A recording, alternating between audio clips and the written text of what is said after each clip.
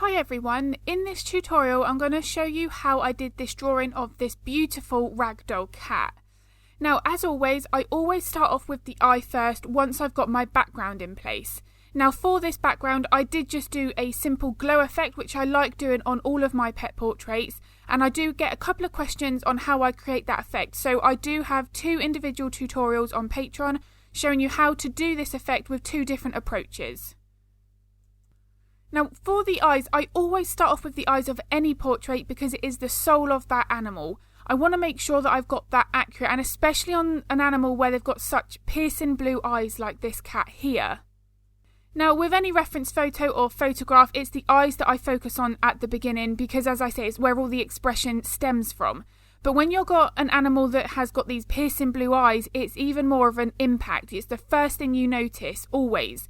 And it's the lighting here that I want to get right.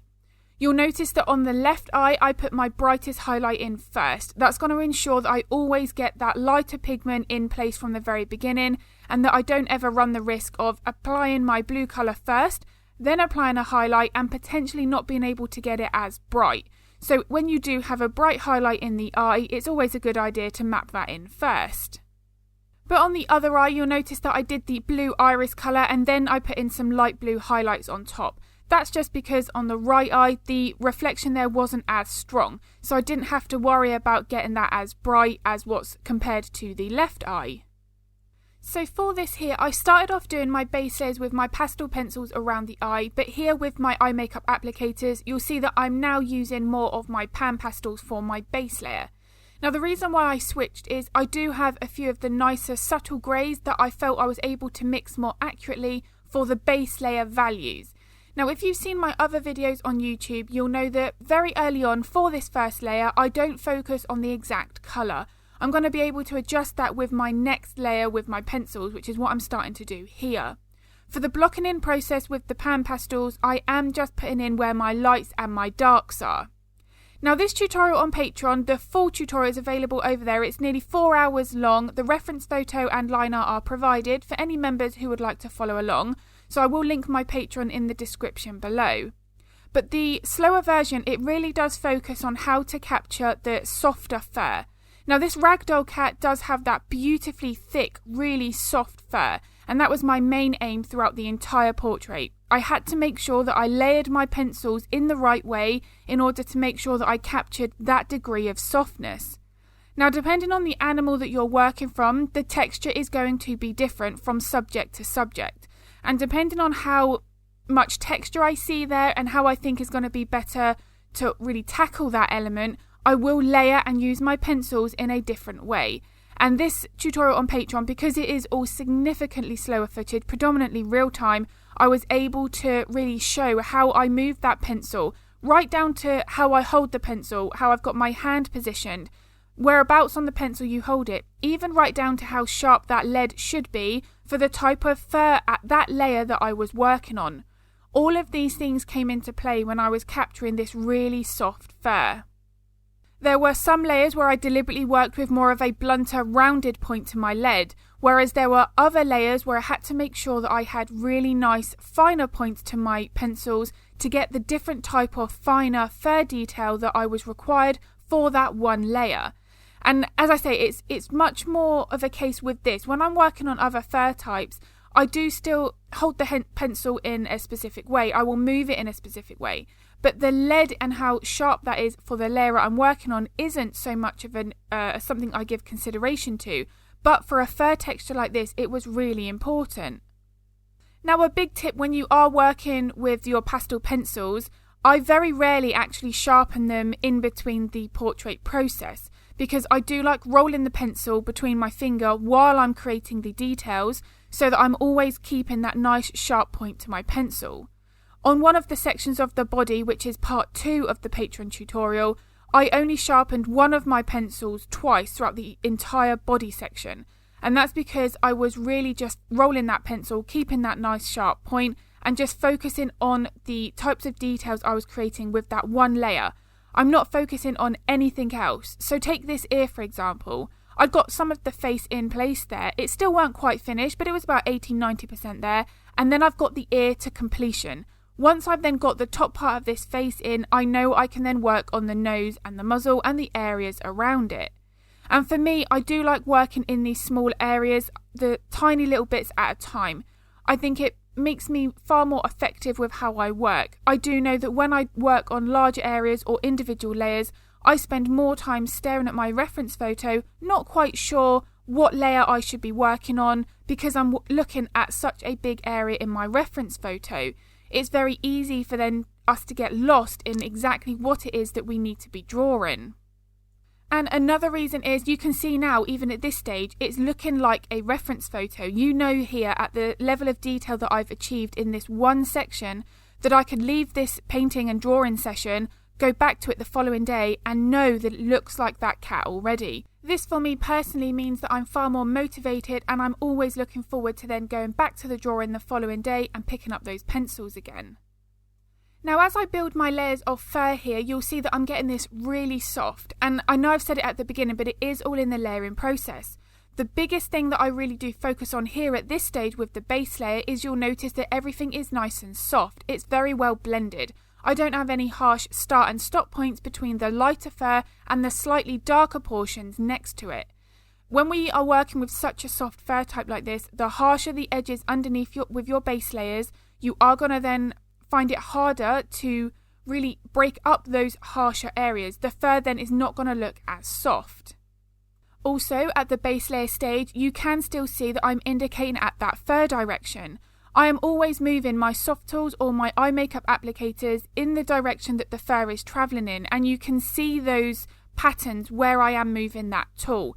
I'm really focusing on that so that then when I come to add my details on top, it's already showing me at that very first stage the general fur direction. It's then a lot easier to follow in your reference photo. And I think for a fur type like this, where you have got the fur that is so dense and you know that you're going to have to be drawing thousands of individual pencil strokes, working with your base layers as accurately as you can like this will make the process far easier. So if you find you're doing a pet portrait yourself of a similar type of fur, maybe one of these ragdoll cats, and you think that the fur doesn't look as soft, it doesn't look as fluffy, it's usually because you don't have enough layers. Obviously, as I say, this is a lot easier to see with the real-time version, but I am working on one area and there will be potentially up to 10 to 12 layers just with that one section. The areas where there's going to be potentially more of that softer look, you may think you have to add more layers, but in some cases you don't want to be forcing detail. You are then going to make those softer areas look a little more coarse. And again, this is something that I do demonstrate in that slower tutorial. The neck fur in the reference photo, you can't see potentially in some areas individual fur details, so you don't want to be forcing details there where you can't see them. Now, of course, that is only going to be if you're working from a good quality photo. If you're working from a blurry photo or one that's not ideal, which we are always faced with as pet portrait artists, in those cases it's going to be better to add a little bit more texture, more of that softer fur effect if you can't see that in the reference photo. However, if your reference photo shows you a good level of detail, you can see that fur direction, but in one area the fur details almost look like they really soften out to nothing, that's an area that's telling you if you can't see detail there but you can see it in other areas, it's absolutely acceptable to leave it and draw it as it is. Where you do then decide to force detail there, you would potentially be making the fur look less soft and giving it more of that coarser texture.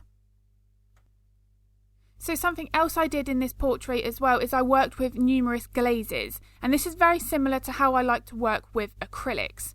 Now what I will do is be focusing on getting my colours more accurate with the additional layers that I add. But as I say, here at the moment, the main colour that I'm mixing is not my main focus. Now that being said, you can really see that the base layer of the colour here for the body that I'm working on is warmer in colour compared to the face. The face were a lot more of those neutral greys, whereas here, this is significantly warmer. That's because in the reference photo, the body fur did have that pinker, more purple tint to it, far more warmer on the colour wheel compared to the face. And as we go through here, you're going to see the various different colours that I'm using. Many pencils, a few different brands for a couple of different reasons.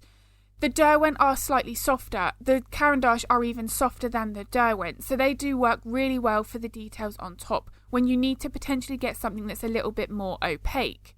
Sometimes one of the common questions that I'm asked is, why don't my details show up on top?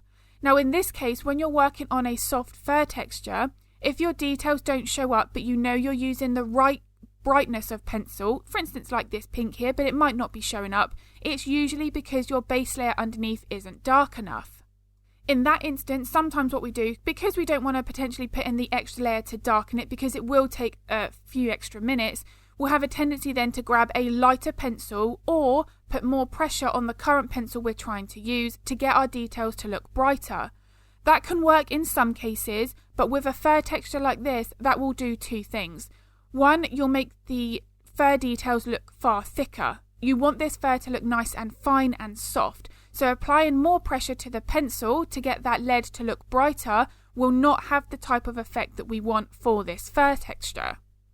The other is, I find if you put more pressure on that pencil, you will end up getting more grainy sort of lines, and it's one of the looks that I personally don't like with pastels.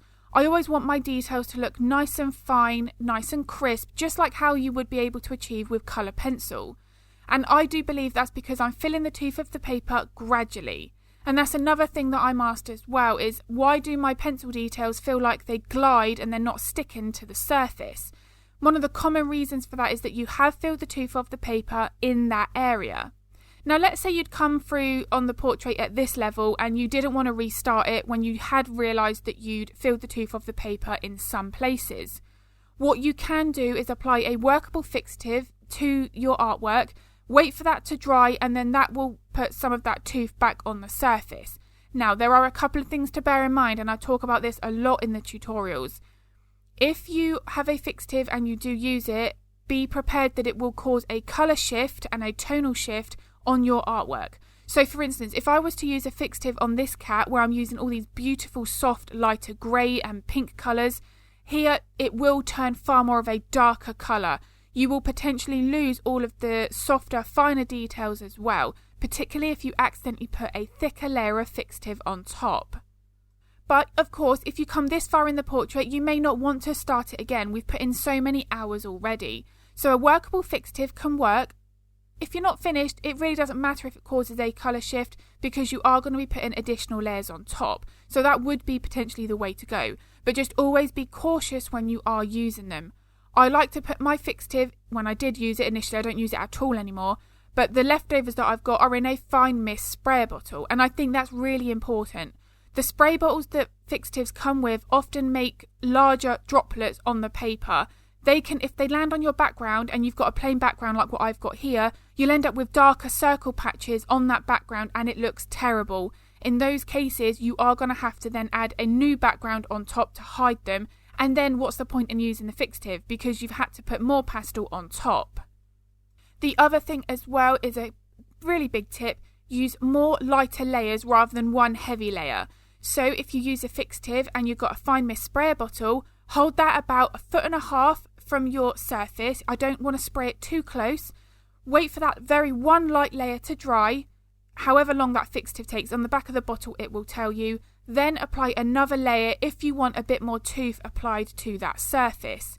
That's going to mean you don't end up putting one heavy layer, which can potentially almost make the pastel look like it's dissolving within that layer of fixative.